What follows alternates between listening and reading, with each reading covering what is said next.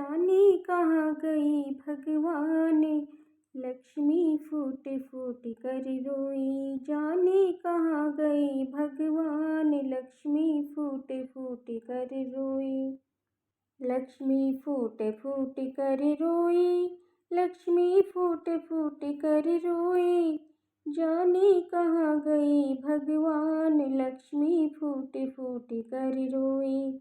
लक्ष्मी फूट फूट कर रोई, लक्ष्मी फूट फूट कर रोई। जाने कहाँ गई भगवान, लक्ष्मी फूट फूट कर रोई।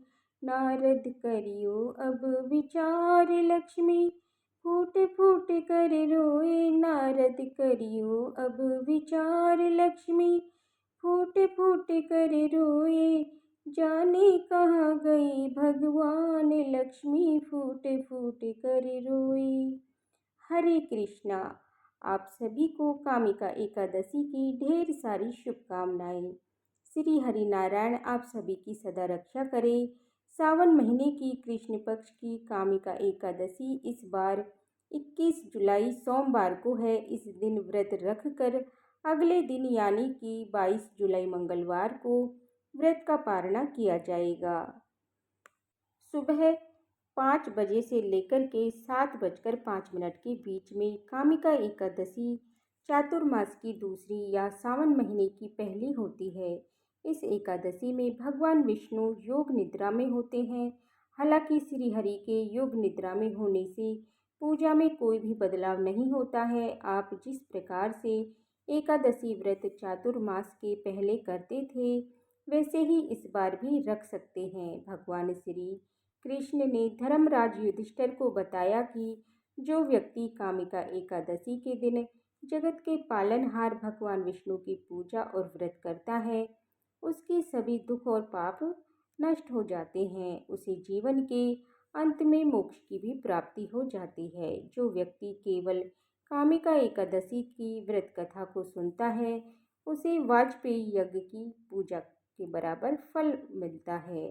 जितना काशी या पुष्कर से स्नान करने से फल मिलता है, जो इस व्रत को करता है वो कभी कुयोनि में नहीं जाता। अगर आप कामिका एकादशी की पूजा के समय भगवान विष्णु को तुलसी के पत्ते अर्पित करते हैं तो उससे भी आपके सारे पाप कट सकते हैं। आज कामिका एकादशी के शुभ अवसर पर वाजपेयी यज्ञ के समान फल प्रदान करने वाली इस कथा का श्रवण अब आपको कराते हैं।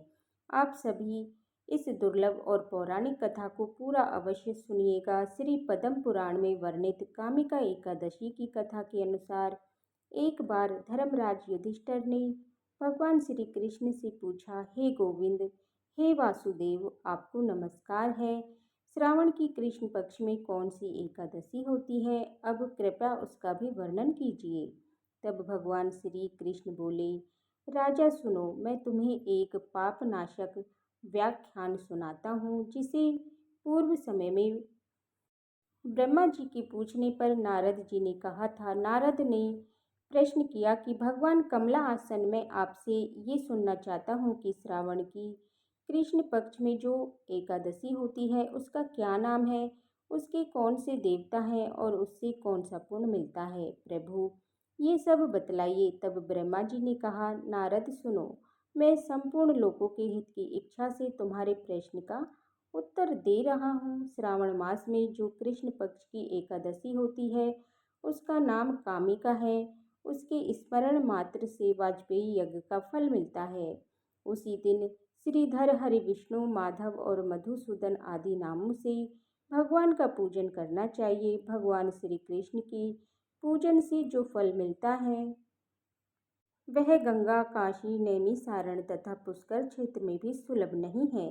सिंह राशि के बृहस्पति होने पर तथा व्यतिपात दंडलोक में गोदावरी स्नान करने से जिस फल की प्राप्ति होती है वही फल भगवान श्री कृष्ण के पूजन से भी मिलता है। जो समुद्र और वन सहित समुचित पृथ्वी को दान करता है और जो कामिका एकादशी का व्रत करता है वे दोनों समान फल के भागी माने गए हैं। जो ब्याई हुई गाय को अन्यान सामग्री सहित दान करता है उस मनुष्य को जिस फल की प्राप्ति होती है वही कामिका के व्रत करने वाले को मिलता है। जो नर श्रेष्ठ भगवान श्रीधर का पूजन करता है उसके द्वारा गंधर्वों और नागों सहित संपूर्ण देवताओं की पूजा हो जाती है। पाप घेरु मनुष्यों को यथाशक्ति पूरा प्रयत्न करके कामिका एकादशी के दिन श्री हरि का पूजन करना चाहिए।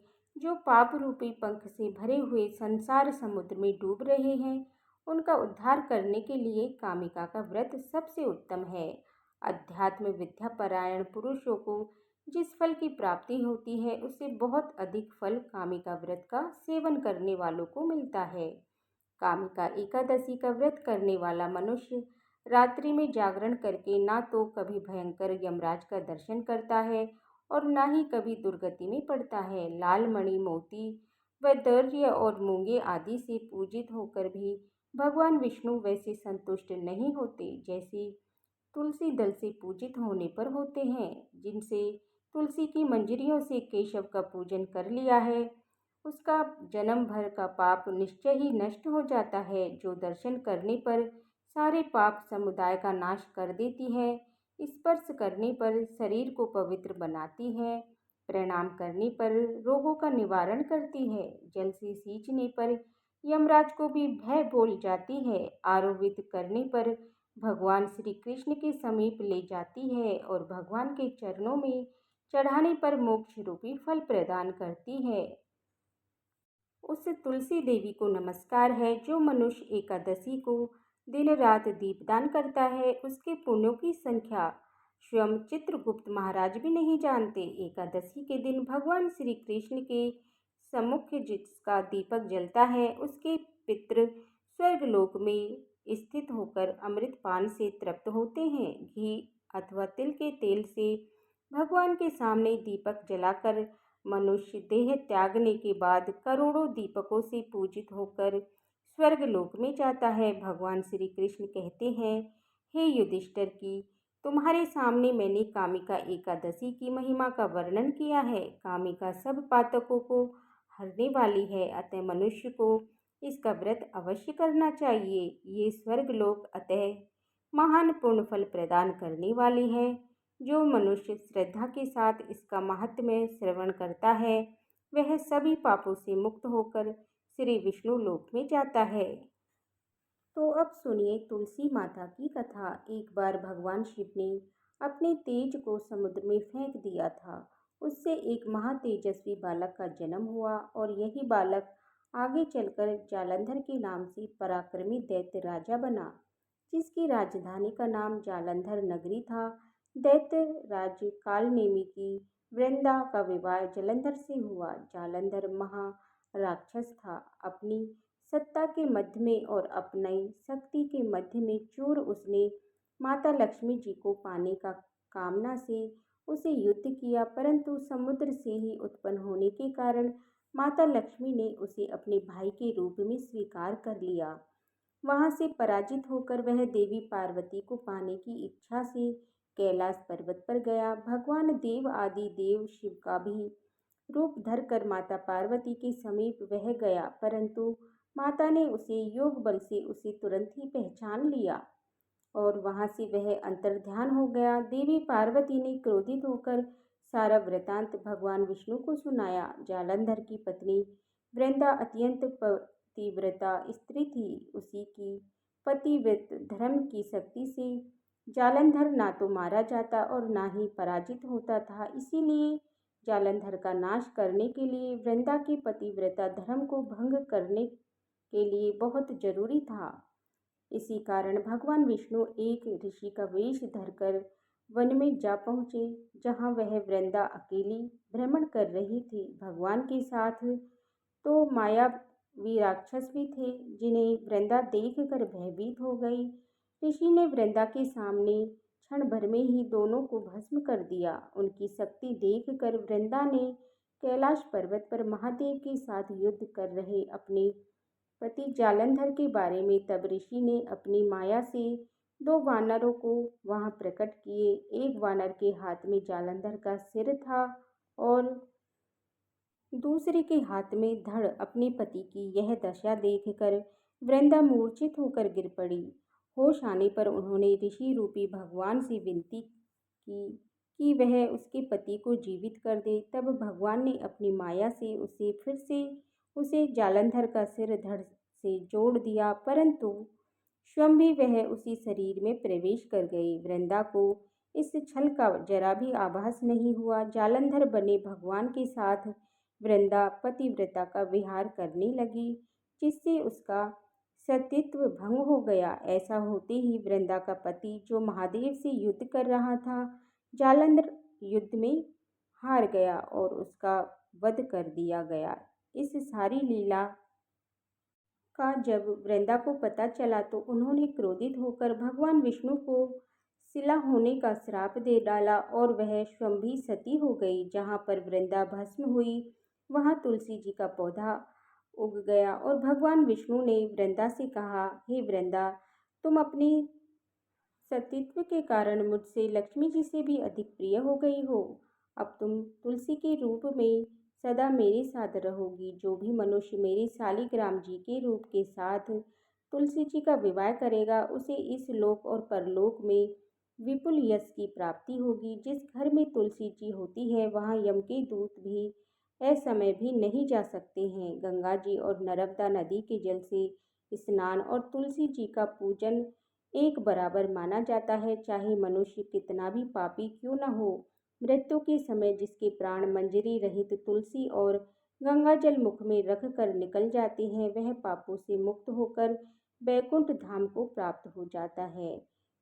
तो प्रेम से बोलिए तुलसी माता की जय।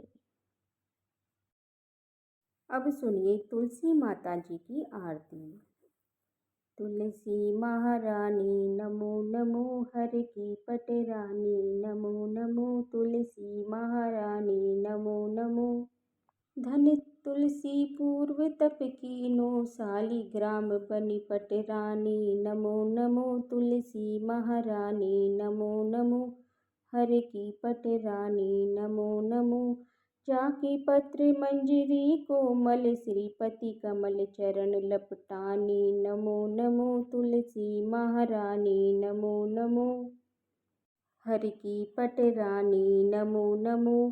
कौन महीने बोई रानी तुलसा, कौन महीने हुई हरियाली नमो नमो, तुलसी महारानी नमो नमो, हर की पटरानी नमो नमो। कौन महीने हुई तेरी पूजा, कौन महीने पटरानी नमो नमो, तुलसी महारानी नमो नमो, हर की पटरानी नमो नमो। आषाढ़ मास में बोई रानी तुलसा, सावन महीने हुई हरियाली नमो नमो, तुलसी महारानी नमो नमो, हर की पटरानी नमो नमो। कार्तिक मास में हुई तेरी पूजा, मंगशिर मास हुई पटरानी नमो नमो, तुलसी महारानी नमो नमो, हर की पटरानी नमो नमो। धूप दीप नैवेद्य आरती, पुष्पन की वर्षा बरसानी नमो नमो, तुलसी महारानी नमो नमो, हर की पटरानी नमो नमो। 56 भोग 3600 व्यंजन, बिन तुलसी हर एक न मानी नमो नमो, तुलसी महारानी नमो नमो, हर की पटरानी नमो नमो। जो तुलसी को सवेरे गावे, श्री कृष्ण के दर्शन पाए नमो नमो, तुलसी महारानी नमो नमो, हर की पटरानी नमो नमो। जो तुलसी को दोपहर गाए, खीर खांड का भोग लगाए नमो नमो, तुलसी महारानी नमो नमो, हर की पटरानी नमो नमो, तुलसी महारानी नमो नमो। जो तुलसी को सांझ को गावे, श्री कृष्ण की आरती उतारे नमो नमो, तुलसी महारानी नमो नमो, हर की पटरानी नमो नमो। जो तुलसी को रात को गाए, श्री कृष्ण के चरण दबाए नमो नमो, तुलसी महारानी नमो नमो, हर की पटरानी नमो नमो। सब सखी मैया तेरो यश गावे, भक्ति दान दीजे महारानी नमो नमो। तुलसी महारानी नमो नमो, हर की पटरानी नमो नमो। तुलसी महारानी नमो नमो, हर की पटरानी नमो नमो।